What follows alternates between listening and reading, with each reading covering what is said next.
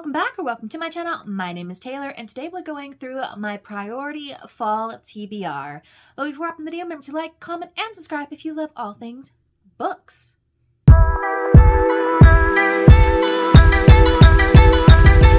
There was no video last week. I'm just going to put it out there. It was not a great week for me. I was dealing with a lot of things from work the week prior, and then my dog of 13 years passed away at the beginning of last week. So needless to say, I was just not feeling it, not feeling like doing anything.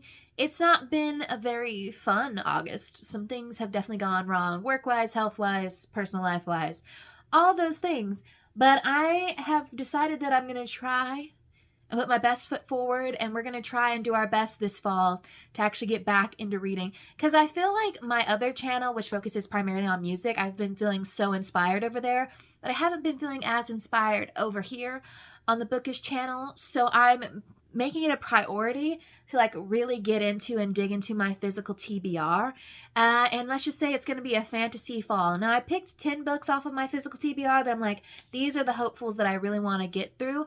And I do plan on, there's 3 themed reading vlogs, 1 per each month of fall. And I'll kind of get into that coming up. I mean, don't hold me to it because we don't know if my mind will change, but I have 3 prospective ones in my head. Seeing as how last fall kind of ended on like a very like bitter note of like not a lot done, not a lot read, I'm hoping this fall gives us a little renewed energy, because we know once December hits, all Taylor is going to want to read is Christmas books.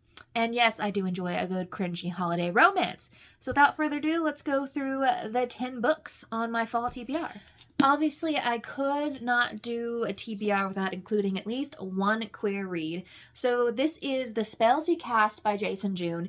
If you know anything about me, Jay's Gay Agenda and Out of the Blue by Jason June are some of my favorite like YA novels.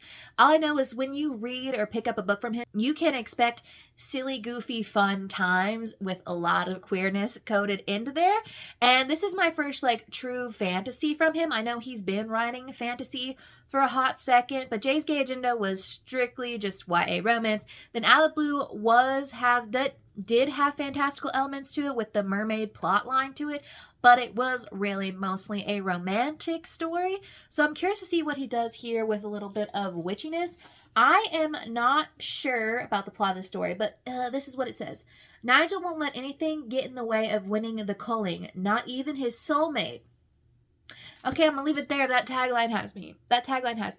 I got this for $5 at Mr. K's, so I'm excited to read it and see what it gives. I think this is a duology situation, and hey, I need a little spark of fun in fall. So I'm hoping, my guess is that this is gonna be more like a fun palate cleansery fantasy romance situation. But hey, we have to have a little gay, especially since October is like Queer History Month or Pride History Month in the US. That one was a little witchy, and this one is definitely witchy. It is Every Gift a Curse by Caroline O'Donoghue. This is the 3rd and final book in like the Gifts trilogy. I'm not quite sure what it is called or if we have a name. Oh yeah, The Gifts. The Gifts is what it's called. I read the first book in the series a couple years ago when it was really popping off on Book Talk, and I really enjoyed it in the second book when I read them. Looking back on it right now, these books are very much so like cis, straight, white woman gets explained how minorities experience the world by her minority friends. That is very much so the vibes of the story. But I would like to finish it, and I really do love the cover situation, and it is fall time. We need a little bit of witchiness. This one follows Maeve and her friends. One day, Maeve is sort of in detention, and she discovers this tarot card deck, and she does a reading on her ex-best friend. And after that reading, her ex-best friend is essentially disappeared. And Maeve discovers that that's probably due to the tarot card reading and all the new magic that she has discovered. This one does deal a lot with like religious persecution, particularly of queer people, so do keep that in mind. Then we have Long Live Evil by Sarah Reese Brennan. Ignore the Target sticker. I got this before the Target boycott took place. I'm not shopping there, and I have yet to take it off. So this one was really going off last year during the fall, and if you couldn't have figured out, last fall was not my best reading situation, so I didn't really get a lot of new fall reads in. But this one is funny because I believe it is a fantasy where a girl wishes to be like sucked into, or like, A girl is essentially sucked into her favorite fantasy series, only to discover that instead of being put into a role of one of like the heroes or a sidekick, she's now taking on the role of the villain. And I guess she's going to do her best to be the best villainess. I don't know why I tried to rhyme that. All I know is it sounds funny, it sounds campy, and the cover is definitely interesting. I know a lot of people were really excited about this book, and I just haven't picked it up, although it's book 1 in a series, so I don't know I'm going to start a lot of series, it feels like. It feels like with this. But I am excited. We love a good villain story. Then we have Masters of Death by Olivia Blake. So this one has been on the TBR for a while. I think I've just been putting it off for the sheer fact that people say this is their least favorite by Olivia Blake. And Olivia Blake, I really enjoy her work, but I think I've come to understand, now I've only read one of her YA stories, but I think I might like her YA work more than I like her adult work. So we'll see. But this one is specifically on there because I think in October I'm going to do like a reading vampire books for 1 week reading vlog, and I know that a vampire story is here. I know that this is like a team up between a vampire and apparently the godson of death and a whole bunch of other creatures. It definitely is giving spooky. I wonder if it's going to be very tedious in her writing, because she does tend to make her writing a little thick, a little bit pretentious. But hey, sometimes you need that pedantic little stuff to weave in there for the fall, give you that dark academia vibes. We'll see. Another shot of queer novel, Sorcery and Small Magics by Maiga Ducey. So this one is like a cozy fantasy novel following these 2 guys, Leovander and Sebastian. And I think what happens is one of them gets cursed, and then they basically team up to go on this little quest to figure out how to break the curse. I could be totally wrong on there. Now, cozy books and I have a love-hate relationship in that sometimes if the vibe is right, the cozy fantasy, cozy mysteries can really hit. But there's usually only a very small period of time where cozy fantasies hit for me. Otherwise, I am in fact bored out of my mind. So we'll see if this one hits for me. But hey, we need something cozy, given I've found recently that like piling on these heavy like thrillers and fantasies and stuff that are exploring slightly darker, heavier topics might need some time to break up those for myself, because right now I took a break after finishing this last fairly dark, heavy fantasy that I was reading, and went down a nice little sapphic short little route that's been making me very happy. So this one could be a good breakup of some of the heavier books here. Heavenly Bodies. I bought this earlier this year when it was popping off on TikTok and like YouTube and everything. And I know a lot of people love this romantasy. I think it popped off because it got traditionally published. I do believe it's still on Kindle Unlimited. I don't know too much about this one other than I know it's romantasy. I think it's a little enemies to lovers training montage situation. And I think it's based off of like zodiac signs. So I don't know. She's a little long for romantasy, so I don't know. It says on here, a scorching romance. I don't know. I've heard the romance is great. Will the fantasy also complement the romance? I don't know, but I'm excited to see what it gives. Gothic fantasy. I feel like if I'm going to read it, this is the time. Last year for fall, I read One Dark Window and Two Twisted Crowns, which is Rachel Gillick's gothic fantasy, and I feel like I needed a little gothic fantasy here. And Belladonna is a book that has been raved about for many years. Essentially, from what I understand, it follows an orphan girl who has the ability to communicate with the dead, and then I think she has a little bit of a romance with death itself. And I'm so curious as to how that goes. But the cover's giving fall, the entire premise is giving fall, and I think a gothic little romance, especially a YA one, would be a good read this fall. So Immortal Dark, halfway through it.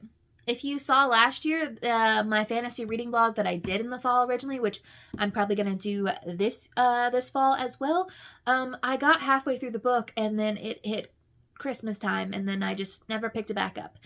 I'm curious to finish this one because I know everyone either really loves it or like really hates it. So I'm curious to see where I fall. Obviously, I think I've said this multiple times, vampire stories and I don't usually get along. I'm either like super loving it or I'm just super like indifferent about it. I'm not huge into super angsty, super dark, so we'll see how I feel with this one. But I don't necessarily agree with the criticism of everyone finds the female main character that annoying. I'm like, makes sense. Honestly, do I relate to her a little too much? Maybe. But hey, I would say from what I've read of this so far, if you want like true enemies to lovers, this is it. Because these two, honestly, are like 1 second away from killing each other every other chapter, basically. Well, actually, every chapter. Not every other chapter, like every chapter. And they both be making decisions that be like, what the hell? Like, what the hell? So I'm curious to see how it ends. Even though I know it's going to be a trilogy, so yeah, we'll figure it out. But hey, beautiful edition. Then the last book I'm probably going to be reading for that reading vampire books for a week is this Ravenous Fate by Haley Dennings. Another book that came out last fall that was very popular that I bought and just never got around to. This one is definitely giving sapphic vampires from what I understand, and I don't know much other than that. I also believe that this book and Immortal Dark was recommended if you like the Sinners movie, and I loved it. Maybe have to do a rewatch this fall when the vibes are immaculate for vampire stories. So yeah, I know it's YA, I know it's sapphic, and I know it's vampires. According to the back, we have a little blurb that says, "You sound afraid, Saint. Is it because of what happened 5 years ago? That was not personal. It was pure Reaper instinct that is impossible to control when you are first turned, but your blood has always been my favorite, even after all these years." Okay. I also kind of want to pick up my first V.E. Schwab book, which is Bury Our Bones in the Midnight Soil, which I know is sapphic vampires too, that's just more adult. So we'll see. We're keeping the funds tight. We're keeping the budget tight this year, so I don't know what shopping will be done, but this one I definitely want to read. Lastly, ending it out on a thriller, Where Sleeping Girls Lie by Frida Abike Ayamide. I read Ace of Spades by this author, which is her most popular work, about 2 years ago, and I'm pretty sure I put it in a fall recommendations 2 years ago. And I'm excited to see where she takes us in this one, because I know we've got boarding school, bisexuals, and some sort of mysterious murder situation going on. I think it takes place in London, if I'm correct. I'm not sure about that one. But Ace of Spades definitely had me feeling some things in there, so I'm curious to see if this one has me feeling some of the uneasy feelings. I don't know. I'm trying to position this so that it doesn't have a strong glare on it. I know everyone says compared to Ace of Spades, this isn't her best work, but I will reserve judgment until I finish it. And once again, we need another queer thriller to go through. And I'm actually reading a queer thriller right now, which you'll probably see in my August wrap up. It is August that I'm filming this. But those are all the books that I have put on my fall priority TBR. My goal is to do at least a fantasy reading vlog, a vampire reading vlog, or a monster-ish reading vlog, and then maybe reading dystopians for a week for November, because election season, and given the state of the world in America, dystopians feel like the vibe. They feel like the vibe, and I have a lot of dystopians to go through. But I didn't put them in this one because, frankly, dystopians and sci-fis are not my favorite. So I rarely end up picking them up. But let me know what you are excited to reach for this fall season. I know the vibes are immaculate, and I am ready to put some work into reading. And I will see y'all in the next one.